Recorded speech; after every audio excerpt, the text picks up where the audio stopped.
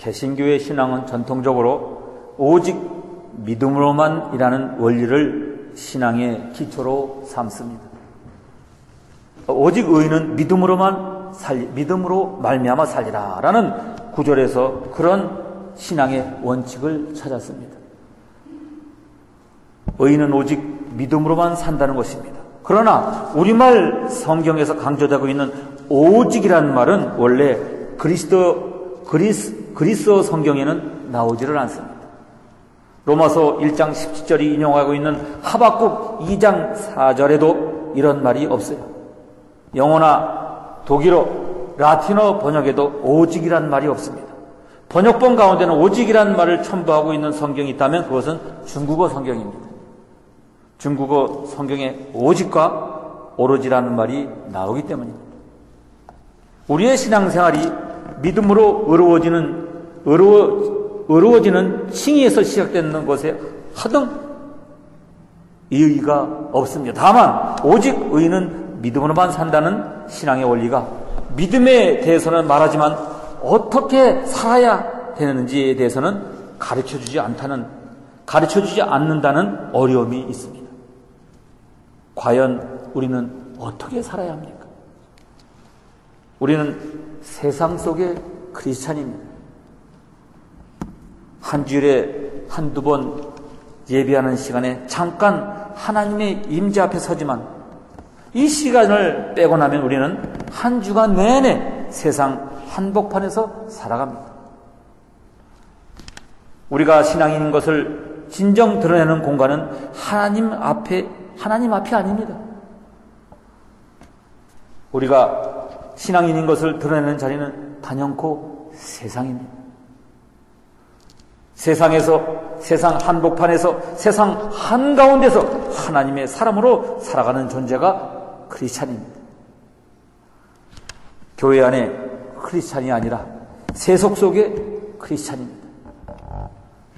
문제는 세속 속에서 살아가는 크리스찬의 삶이 그리 쉽지가 않다는 데 있습니다.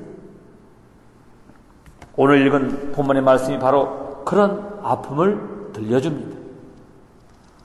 저는 오늘 삼손과 드릴라 이야기를 우리들의 세상살에 대한 하나의 범례로 읽으려고 합니다. 삼손의 입장에서 드릴라의 유혹을 읽을 때 사사기 16장의 종막에 해당되는 본문의 스토리는 이 시대를 살아가는 크리스찬들의 위기가 무엇인지를 깨닫게 해줍니다. 오늘 본문은 이렇게 시작을 합니다. 드릴라가 삼손에게 이르되 당신의 마음이 내게 있지 아니하면서 당신이 어찌 나를 사랑한다 하느뇨? 당신이 이 3번 나를 희롱하고 당신의 큰 힘이 무엇으로 말미암아 있는 것을 말하지 아니하였도다 했습니다. 삼손의 얘기는 흥미있고 신나는 얘기에 그칠 것이 아닙니다. 삼손이라면 생각해볼 몇 가지의 문제점이 있다고 생각을 합니다. 첫째로 삼손의 힘의 근원은 어디에 있었는가 하는 문제입니다. 두 번째로 삼손의 생애는 성공인가 실패인가 하는 문제입니다. 세 번째로 삼손의 마지막에 블레셋 사람에게 두 눈을 뽑히우고 블레셋 사람들의 신 다곤을 찬양하는 축제의 조롱거리가 되었을 때 다곤 신전의 두 기둥을 안고 쓰러져 죽음으로 블레셋 3,000명을 몰살시켰습니다. 삼손의 죽음은 자살입니까? 아니면 사명을 완수에게 생명을 바친 순교입니까? 사람은 각각 자기를 보는 눈이 있는 동시에 다른 사람을 보는 눈이 있습니다. 사람이 자기 자신을 어떻게 보느냐 하는 문제는 매우 중요한 문제가 아닐 수가 없습니다. 남이 나를 어떻게 보느냐 하는 것은 내가 어떤 사람으로 평가되느냐에 지나지 않습니다. 대개의 사람은 자기를 바로 평가하지 못합니다. 내가 어떤 인생을 사느냐 하는 것은 중요한 열쇠가 됩니다. 대개의 사람은 자기를 과소평가합니다. 또는 과대평가합니다. 아무것도 못하면서 모든 것을 할 수 있는 것처럼 생각을 합니다. 아무것도 아니면서 언제나 자기는 고문격 기독급에 속하는 사람으로 알고 있습니다. 이런 사람은 구름 위에 떠 있는 사람과 같습니다. 항상 공상과 상상의 세계에서 살아갑니다. 드릴라와 삼손 사이는 서로 연인 사이입니다. 적어도 삼손 입장에서 보면 드릴라는 삼손이 사랑하는 여인입니다. 여기 사랑한다는 말은 히브리어로 아하브 곧 지정이가 동반된 헌신을 가리킵니다. 삼손이 하나님을 사랑했다는 것이 아닙니다. 삼손이 드릴라라는 여인을 마음을 다하고 뜻을 다하고 힘을 다하여 사랑하였다는 것입니다. 하지만 드릴라는 삼손같지 않았습니다. 드릴라는 삼손을 이용해서 자기 몫을 채우는 여인으로 등장합니다. 드릴라가 하는 말에 주목해 보십시오. 사사기 16장 15절에서 드릴라라 하는 말은 사사기 16장 6절로 거슬러 올라가서 파악해야 합니다. 청컨대 당신이 큰 힘이 무엇을 말미암아 있으며 어떻게 하면 능히 당신을 결박하여 곤곡해 할 수 있는지를 내게 말하라 합니다. 드릴라의 미션은 삼손이 지닌 힘의 비밀을 캐내는 것입니다. 드릴라는 지금 성을 무기로 삼손을 유혹하고 있습니다. 히브리 원문에서 드릴라라는 말은 수동태입니다. 어떻게 하면 능히 당신이 결박되어 박해를 당할 수 있겠는가 묻고 있습니다. 삼손이 어떻게 스스로 노예가 될 수 있는지를 드릴라가 어떻게 하면 삼손을 포로로 삼을 수 있는지를 노골적으로 묻고 있는 것입니다. 삼손을 마음의 포로로 사로잡은 곳으로 멈추지 않고 육체적인 사슬로도 묶어 놓겠다는 것입니다. 드릴라가 삼손을 결박하려 한 시도는 한두 번이 아닙니다. 드릴라는 3번이나 삼손을 묶어보려고 했습니다. 그러나 그때마다 삼손의 거짓말로 그 시도가 수포로 돌아갔던 것입니다. 첫 번째 시도가 수포로 돌아가자 드릴라는 보라 당신이 나를 희롱하여 내게 거짓말을 하였도다. 청컨대 무엇으로 하면 당신을 결박할 수 있는지를 이제는 내게 말하라고 대듭니다. 두 번째는 당신이 이때까지 나를 희롱하여 내게 거짓말을 하였도다. 내가 무엇을 하면 당신을 결박할 수 있는지를 내게 말하라고 따집니다. 세 번째 가서는 당신이 이때까지 나를 희롱하여 내게 거짓말을 하였도다. 내가 무엇을 하면 당신을 결박할 수 있는지를 내게 말하라고 삼손이 다시 다그칩니다. 그러다가 마침내 4번째 가서는 당신의 마음이 내게 있지 아니하면서 당신이 어찌 나를 사랑한다 하느냐? 당신이 이 3번 나를 희롱하고 당신의 큰 힘이 무엇을 말미암아 있는 것을 내게 말하지 아니하였도다라고 쏘아댑니다. 드릴라의 말은 점점 세집니다. 똑같은 말을 3번, 4번 바꾸지 않고 점점 세게 다그칩니다. 무엇으로 당신을 결박할 수 있는지를 내게 말하라는 소리가 거듭해서 들립니다. 급기야 드릴라는 삼손을 죽을 지경까지 몰아갑니다. 사사기 16장 16절에 날마다 그 말에 그를 재촉하여 조름해 삼손의 마음이 번뇌하여 죽을 지경이라. 이것은 결코 유혹이 아닙니다. 이것은 차라리 도전입니다. 이것은 결코 시험이 아닙니다. 이것은 공개적인 선전포고입니다. 이것이 바로 우리가 살고 있는 삶의 현장의 모습인 것입니다. 우리가 살고 있는 세상에는 박해 같은 것은 없습니다. 우리 신앙의 선배들에게 매섭게 몰아닥쳤던 박해와 순교는 오늘 우리에게는 없습니다. 대신에 우리가 지금 살고 있는 이 시대에는 유혹이 있습니다. 시련이 있습니다. 도전이 있습니다. 거짓이 있습니다. 우리가 살고 있는 세상은 유혹과 도전, 시련과 거짓이 충만한 세상입니다. 우리가 하나님의 사람답게 선하게 살고 바르게 살고 용감하게 살고자 원하지만 그러나 우리가 몸담고 있는 세상은 우리를 선하게 살게 하기보다 악하게 만듭니다.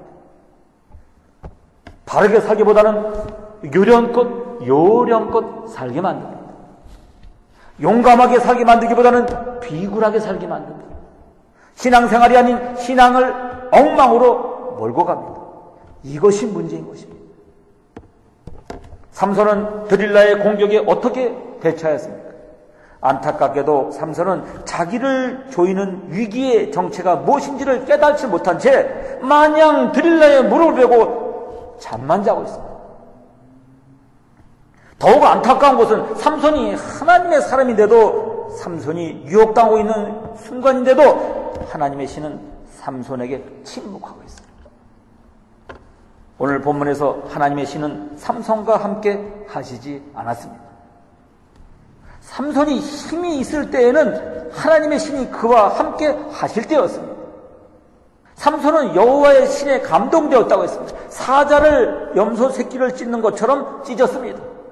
나귀의 턱뼈를 손에 쥐고 1,000명과 맞서 싸워 이겼습니다. 삼손도 기도한 적이 있습니다. 그러나 오늘 본문에서는 삼손에게 하나님의 신이 함께 했다는 기록이 전혀 기록되어 있지 않습니다. 삼손은 지금 세속의 유혹 앞에 완전 무방비 상태에 있습니다. 하나님의 신이 하나님의 사람부터 떠날 때 하나님의 사람은 완전히 무기력한 인간이 되고 맙니다. 유혹 속의 삼손, 이 유혹 앞에 삼손은 점점 더 자신의 본질을 노출하게 됩니다. 드릴라가 붙들고 늘어지자 처음에는 마르지 않은 푸른 칙 일곱으로 나를 결박하면 나가 약해져서 다른 사람과 같으리라고 대꾸했습니다. 그 다음에는 쓰지 않은 세 줄로 나를 결박하면 내가 약해져서 다른 사람과 같으리라고 또 대꾸하게 됩니다. 또 그 다음에는 나의 머리털 7가닥을 위선에 섞어 짜면 되리라고 또 대꾸하게 됩니다. 삼손의 고백이 점점 핵심을 향해서 이동하고 있습니다. 드릴라가 점점 세게 대들자 삼손이 점점 약하게 물러서는 형국이 됩니다. 삼손의 고백이 굵은 줄에서 가는 줄로 옮겨가고 있습니다. 몸에서 머리로 이동해가고 있습니다. 그러다가 마침내 드릴라에게 자기의 비밀을 털어놓고야 말았습니다. 사사기 16장 10절에 삼손이 진정을 토하여 그에게 이르되 내 머리에는 삭도를 대지 아니하나니 이는 내가 모태에서 하나님이 나시림을 되었음이라. 만일 내 머리가 밀리우면 내 힘이 내게서 떠나고 나는 약해져서 다른 사람과 같으리라. 무엇이 삼손을 무참히 망가뜨리고 있습니까? 성입니다. 삼손은 지금 성의 노예가 되어 있습니다. 성적인 도전 앞에서 하나님의 사람 삼손은 참으로 무기력하기 짝이 없습니다. 성 문제가 심각합니다. 교회 안팎에서 성 문제가 심각합니다. 그것이 무서운 것은 은밀하게 저질러지기 때문입니다. 사사롭게 진행되기 때문입니다. 한 개인이 성적으로 순결치 못하면 하나님의 성소는 온통 더럽혀지고 맙니다. 이것이 문제인 것입니다. 한 개인이 성적으로 순결치 못하면 하나님의 신앙 공동체 전체가 다 부정하게 되고 말기 때문입니다. 이것이 바로 삼손이 당하는 문제이며 오늘 살아가는 우리가 겪는 문제인 것입니다. 마침내 삼손이 비밀을 털어놓자 드릴라는 이 기쁜 소식을 블레셋 방백들에게 전합니다. 한 번만 더 올라오십시오. 삼손이 나에게 속마음을 다 털어놓았습니다. 그러자 블레셋 사람의 통치자들이 약속한 돈을 가지고 그 여자에게 올라왔어요. 이 구조를 이해하기 위해서는 블레셋 방백들이 맨 처음 드릴라와 어떻게 거래를 했는지를 살펴보아야 합니다. 블레셋 방백들이 삼손을 없애고자 드릴라를 매수하였기 때문입니다. 16장 5절에 보니까 블레셋 사람의 방백들이 그 여인에게서 올라와서 그에게 이르되 삼손을 깨어서 무엇으로 말미암아 그 큰 힘이 있는지 우리가 어떻게 하면 그를 이기어서 결박하여 곤곡케 할 수 있는지를 알아보라. 그리하면 우리가 각각 은 1,100을 내게 주리라 했습니다. 우리가 각각 너에게 은 1,003개씩 주겠다고 말합니다. 하지만 원래 히브리어 본문에는 세겔이라는 말이 없습니다. 그냥 우리가 각각 너에게 은 1,100을 주리라 합니다. 주전 11세기 말 당시 블레셋 사람들이 살던 도성은 5개였어요. 그러니까 오늘 본문에서 블레셋의 방백들이 드릴라를 찾아와서 삼손의 큰 힘이 비밀이 어디에 숨어 있는지를 알려주면 우리가 각각 은 1,100을 내게 주리라고 제안했을 때 본문에서 블레셋 사람들이 드릴라를 매수하는 대가로 제시하는 금액은 은 5,500이라고 말합니다. 한 방백이 1,100씩 내게 되니까 5방백이면 은 5,500이 아닙니까? 재미있는 것은 원문에 돈의 단위를 알려주는 명칭이 없다는 점입니다. 세겔인지 데나리올인지 달란트인지 아무 언급이 없습니다. 다만 은 5,500이라고 말합니다. 이것은 일종의 백지수표와 같은 것입니다. 이 돈의 액수가 굉장히 많다는 것을 드러내는 표현입니다. 그 엄청난 돈의 공시 앞에서 드리려는 주저없이 블레셋 방백들의 제안을 받아들이고 만 것입니다. 큰 돈을 어렵지 않게 벌 수 있다는 생각에 드릴라가 블레셋 사람들에게 매수되었다는 것입니다. 오늘날 하나님의 사람이 살아야 되는 세상은 물질주의, 배금주의가 판을 치고 있습니다. 그야말로 돈이면 다라는 가치가 온 세상 사람들을 장악하고 있습니다. 배금주의는 오늘 교회 안에도 위세를 떨치고 있습니다. 한국 교회가 어느새 부자들의 교회가 되어버리고 말았습니다.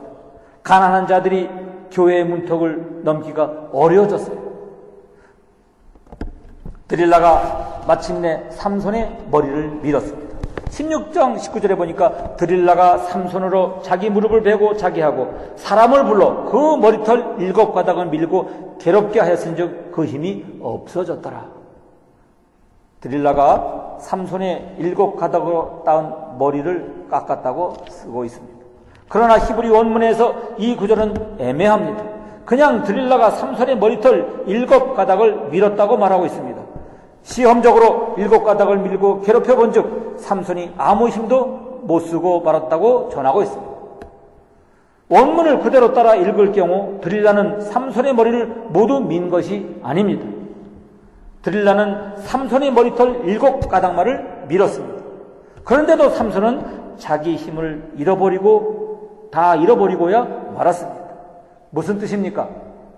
머리털 7가닥이란 아주 작은 수치입니다.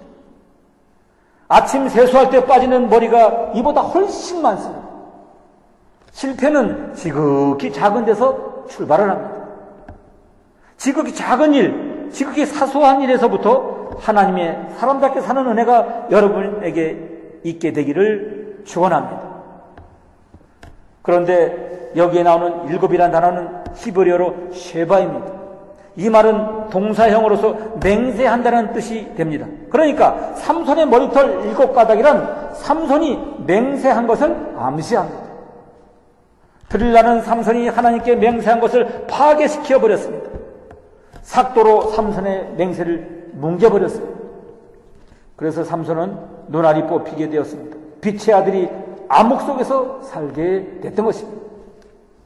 삼손의 실패는 세속 속에서 살아가는 하나님의 사람이 무엇을 지켜야 할지를 가르쳐주고 있습니다. 바로 몸가짐입니다. 영혼과 마음이 아닌 몸의 관리가 소중함을 가르쳐주고 있습니다. 몸의 신앙, 몸의 경건이 어떤 것이어야 하는지를 일깨워주고 있습니다. 성과 돈으로 도배된 거리의 물결 속에서 피동적으로 끌려갔다가 망가지고만 하나님의 사람의 최후를 비정하게 고발하고 있는 것입니다. 지금 한국의 최고의 공직자가 성과 돈에 연루되어 매스컴을 도배하고 있습니다. 사랑하는 여러분, 어떻게 살아야 할까요? 유대 탈무드에 이런 가르침이 있습니다. 이사야는 신앙의 원칙을 6개로 설명을 합니다. 옳게 살고 바른 말 하는 사람, 착취로 돈을 벌지 않는 사람, 뇌물을 뿌리치는 사람, 살인하자는 소리를 듣지 않으려고 귀를 막는 사람, 악한 일을 보지 아니라고 눈을 감는 사람이다. 이것을 미가는 3개로 줄였어요. 하나님께서 오라는 것은 정의를 실천하는 일, 기꺼이 은혜에 보답하는 일, 조심스레 하나님과 살아가는 일이다. 이사야는 그것을 다시 2개로 줄였어요.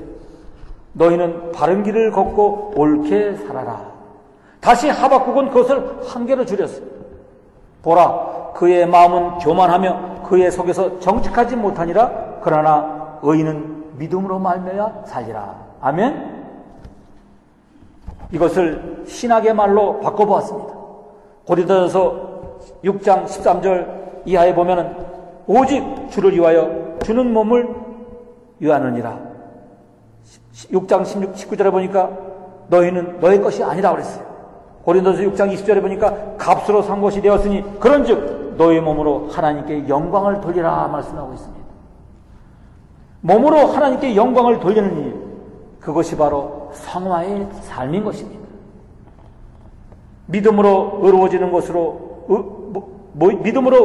것으로는 충분하지가 않습니다. 믿음으로 새 사람이 되었기에 그 삶에 그리스도의 뜻을 이루는 길을 걸어가야 하는 것입니다. 그리고 그것은 구체적으로 몸으로, 생활로, 삶으로 나타나야 하는 것입니다.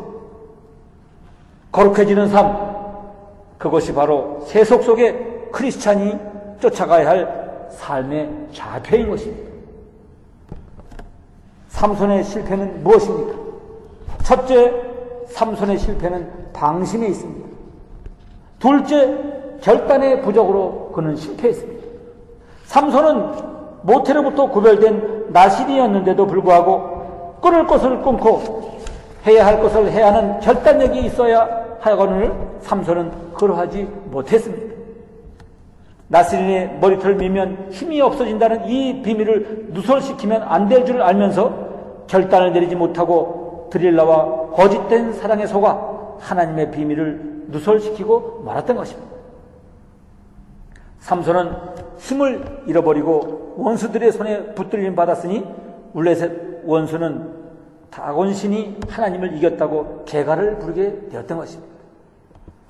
그러나 하나님은 실패하지 않으십니다. 삼손이 그 후 회개할 때 그의 기도를 응답해 주셔서 삼손은 다시 한 번만 힘주시면 다곤 신앙을 무너뜨리고 죽음으로 하나님의 뜻을 이루게 하였다고 하였습니다. 삼손의 죽음은 사명을 완수하는 순교였습니다. 사랑하는 여러분, 여러분이나 저는 평범한 사람 중에 하나라고 생각을 합니다. 별다른 지혜도 가지지 못했고 별다른 능력도 소유하지 못했습니다. 그렇다고 하나님에 대한 사명마저 없는 것은 아닙니다. 크든 적든 사람은 하나님으로부터 사명을 띠고 이 세상에 태어났습니다. 하나님은 모든 사람에게 지혜와 능력을 주셨습니다.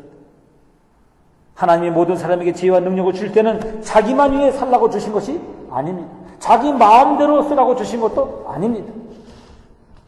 하나님이 이 주신 것을 하나님의 뜻대로 사용할 때 하나님의 뜻도 이루고 자기도 행복을 누리게 되는 것입니다. 하나님께로 받은 것을 자기 마음대로 자기만 위해 사용하면 하나님은 그 사람에게 주었던 지혜와 능력을 거두어 가십니다. 하나님께서 하나님이 주었던 지혜와 능력을 거두어 가시면 본전이라도 남느냐 하면 그렇지가 못합니다. 거기에는 비참과 파멸뿐입니다. 지혜를 지혜롭게 쓰는 사람이 되어야 될 줄로 믿습니다.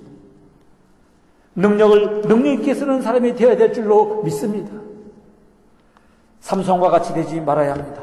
삼손과 같이 되었을지라도 마지막 생명 하나를 주께 바쳐 하나님의 뜻을 이루어드리는 저와 여러분이 되어야 될 줄로 믿습니다.